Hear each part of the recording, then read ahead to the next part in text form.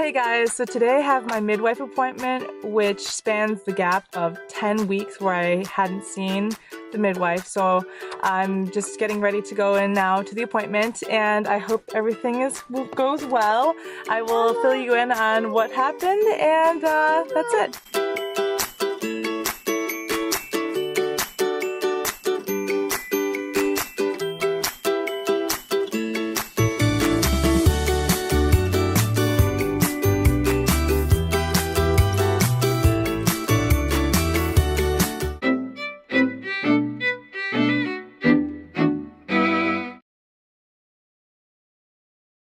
Hi guys, it's Lillian from the Postmodern family, and today I am 30 weeks pregnant. Woo!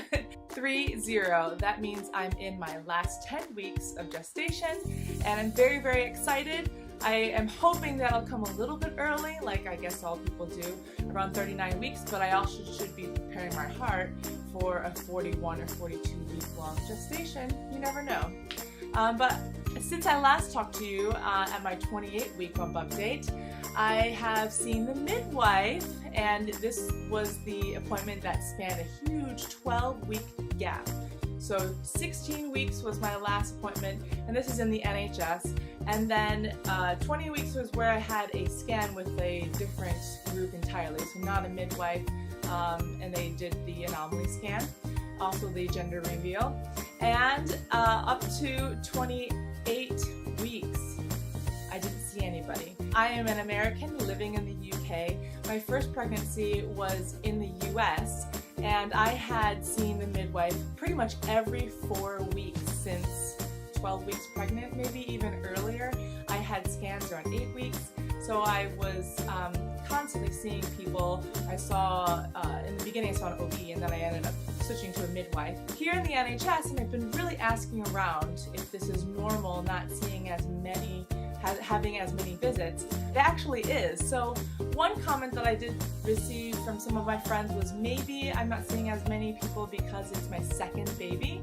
And I think that is true, that you do get a few less visits, but because I am teaching students who are pregnant for the first time, and I've asked them how often they see the midwife, it's been the same as me. The only extra thing that they get is around 32, 34 weeks, they get a scan, and a second time mom or third time, etc. mom is not going to get that option. So that's the only difference. So they also had a big gap between 16 weeks and up to 28 weeks.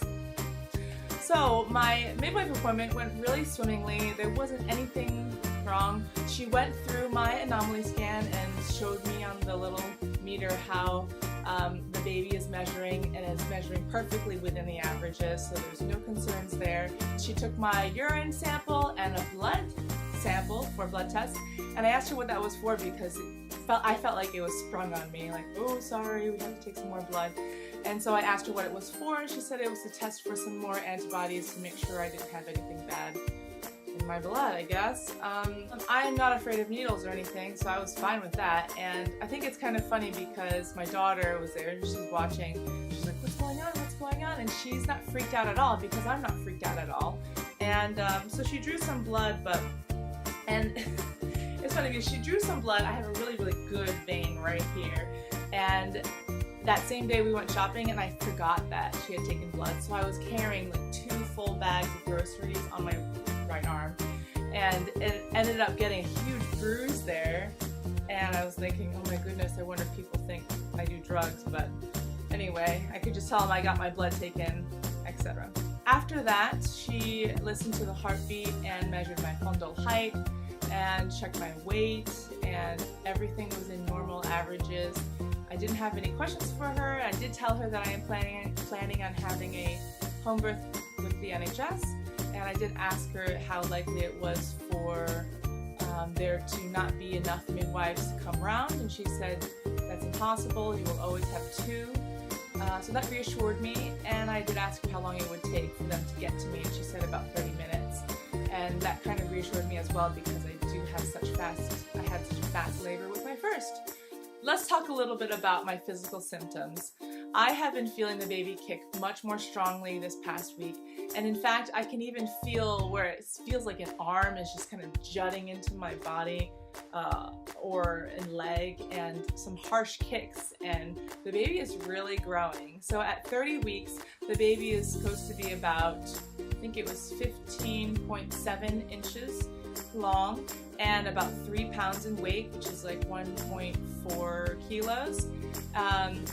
The size is about the size of a coconut, or I think they said like a cauliflower, or I don't know, something kind of massive. And I feel like every time my husband sees me now, he says, wow, you're really growing there. Your bump is getting really big. And so that's exciting, I guess. Pregnancy brain is continuing on. I was really terrible yesterday. I was making myself a shake, and I left the spoon inside the cup and then blended it with a spoon in there. And I heard the clunking, and I thought, man, those things that I was blending in there, the ice must be really hard. And of course, to find out at the end when I opened it up again that I had left the middle spoon in there. So that, and then another thing happened the other day. I was cooking, and I never put plates onto the hob, like where it could be hot. But for some reason, mine, I thought, oh, I didn't have this one on, I can put it here while I serve, put the food on the plate. And no, of course, I had just been using that particular one like less than 30 seconds ago, so the plate got really hot, and I thought, this pregnancy brain is dangerous.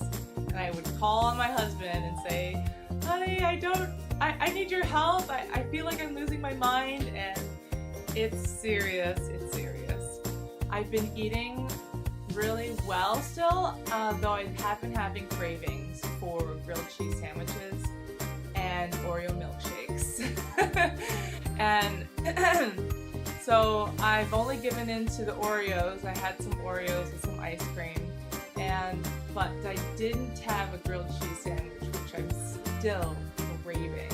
And I don't even crave like a fantastic one. I crave like a school lunch grilled cheese for you Americans, if you know what I'm talking about.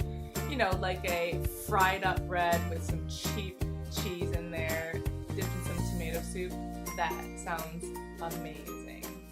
The Bradley method that I'm putting myself and my husband through has been really rigorous, and I try and encourage my students and say, this is a really important time of your life. It's not really that long. You need to sacrifice the time it takes to do these exercises. And they're hard. For example, we do pelvic rocking. The first week we would only needed to do, I think, 40 throughout the day and another 40 at night or something. But it's now ramped up to doing 80 during the day and an extra 80 at night before bed. And that is hard to do. It takes a lot of time.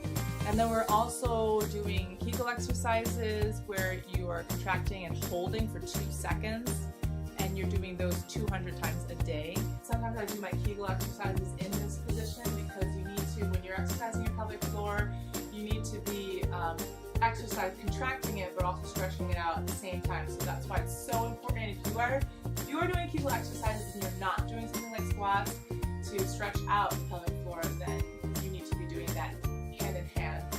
So it takes up some time and just energy to think about, reminding you to do it.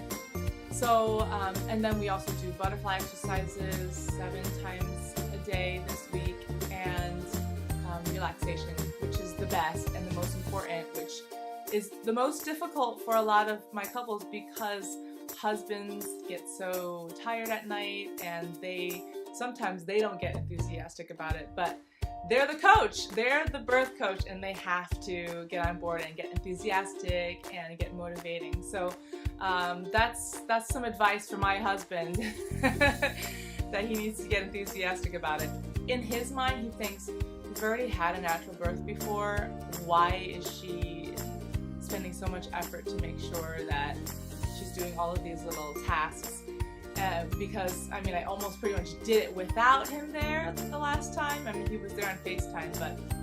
So if you haven't heard our birth story, I'll put up a little card up here. I've nailed down the maternity photo shoot date that we're going to have in September, so I'm very, very much looking forward to that and sharing with you guys the photos and the experience. We are going on top of a hill. I'm wearing all white.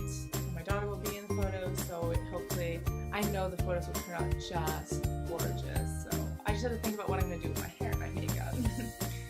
I've been doing a lot of nesting, which means preparing for when the baby comes and trying to buy items and get items for free that we'll need. So one thing that I have fallen in love and I'm addicted to now is Facebook Marketplace. There's a free button, so you can see if someone's listed something for free. And oftentimes what I'm looking on there for are unused disposable nappies for newborn, size 1, 2. All I needed is for the newborn stage because newborn poo is like really sticky meconium and stains reusable nappies.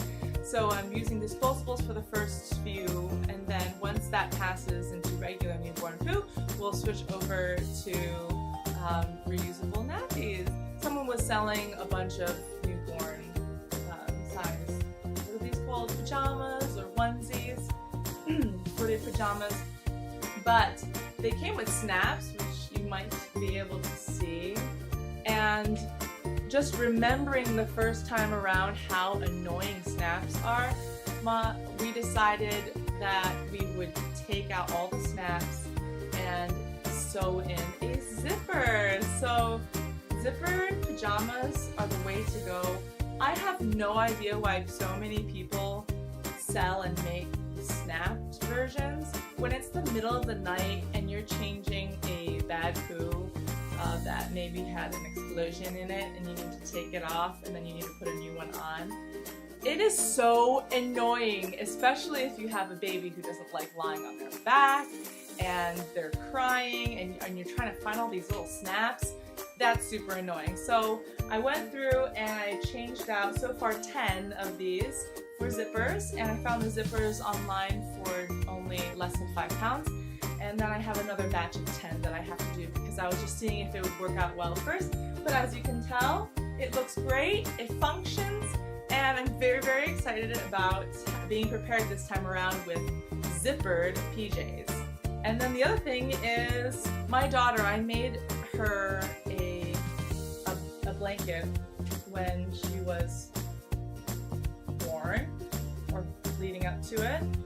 She has just loved this blanket ever since she was little. It would go with her everywhere, and I love how big it is. I made it quite large that she was still sleeping with it up until age 3.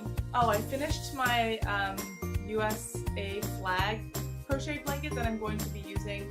It's a king-sized one. I'm going to use that for when we co-sleep. So I am still looking for a co-sleeper that will match the height of our mattress. Our bed is really high, so it's actually been really difficult to find a co-sleeper that goes all the way up to 62 centimeters. I used the leftover yarn that I had, or they call it wool here, and I made the exact same style blanket in this blue color, which really, really looks to me like a boy kind of color. So we're hedging our bets. I think we're kind of concluding that it's going to be a boy, but if it's gonna be a girl, she can still use this color blanket. It doesn't matter. There was something else, but my pregnancy brain is getting to me. The next time I see the midwife is at my 34-week appointment. So in another 4 weeks. You're so encouraged by your prayers and making sure that the baby is growing well and that the birth experience will go smoothly. And so I'm really looking forward to telling you guys that story when it comes.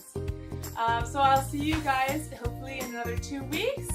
If you guys like videos about Americans living in the UK and being pregnant in America, please hit that subscribe button. We are the Postmodern family, and thanks so much for watching. Bye!